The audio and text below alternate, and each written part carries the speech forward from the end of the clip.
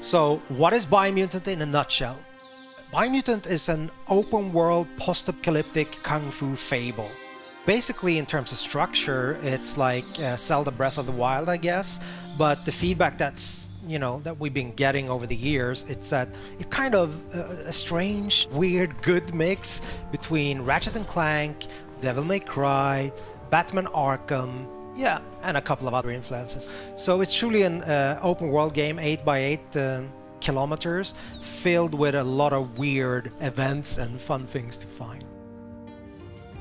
I think the primary thing that we worked a lot with is the control that the player have over the character customization. We have the possibility for the player, to set the attributes, and in Biomutant, that's tightly connected or integrated with the way that the character looks. But the player is like completely free to morph their own breed, we call it a breed, but mammal, if you will. And eventually, people have a lot of assumptions on what kind of animal this is. But for me, and I guess the team, we have allowed the player to make what I call, more like a Muppet.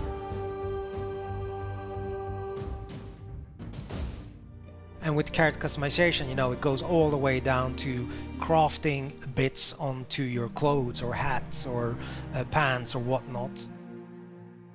I guess the most important thing is the arsenal of the weapons. I mean, it's an action role-playing game, right? So we're focusing on the action parts of, the role-playing aspect. Each part that you can find for weapons and gear also comes with like a material, a quality aspect, so they can be more damaged or of a higher quality material. Just mentioning that you don't have to repair, but you can actually upgrade things that are broken, but they will never diminish in terms of their material qualities, like in Zelda, for example. We don't do that.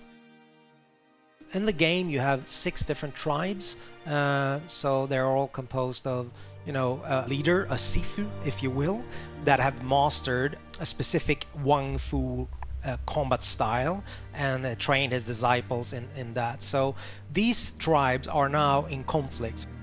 Basically, there are 3 tribes that have what we call a light aura. So basically a good karma, if you will, if you want to paint it black and white. And there are 3 tribes that have like a dark aura. Eventually, at the start of the game, you will find that you have to choose an ally, so one of these 6 tribes. As you move along or go further into the game, you're free at any time to change your allegiance. But at the start of the game, you choose one of these 2 tribes. And basically, at that point, the state of the world is represented by the huge tree that's at the heart of the 8x8 kilometer open world.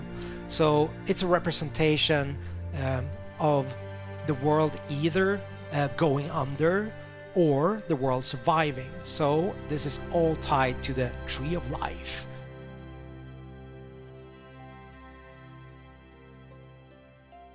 A light or a tribe, they want to save the world, so make sure that the tree survives, and also then uniting the other tribes, whilst allying with dark or a tribe would mean the opposite.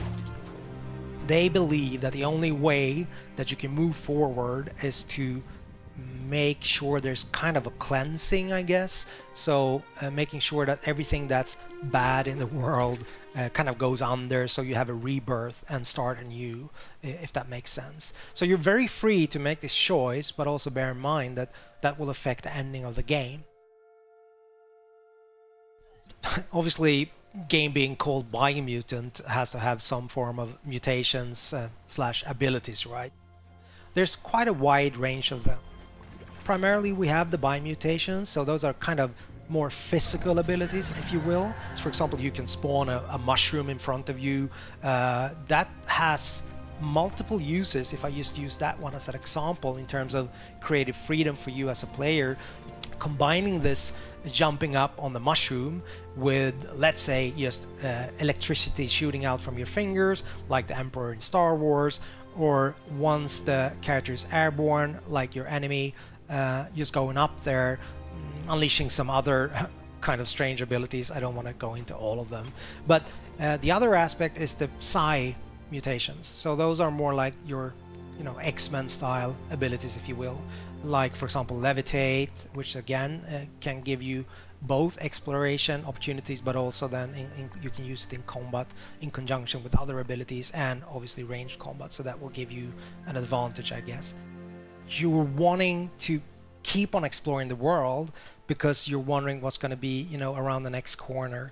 And I guess the hope that we have as a group, as a team, is that that's going to be the unifying factor in terms of people playing the game and giving us feedback, that it's notable that the game has a soul or a vibe that is a little bit unique and special. That's my highest hope for the game, I guess.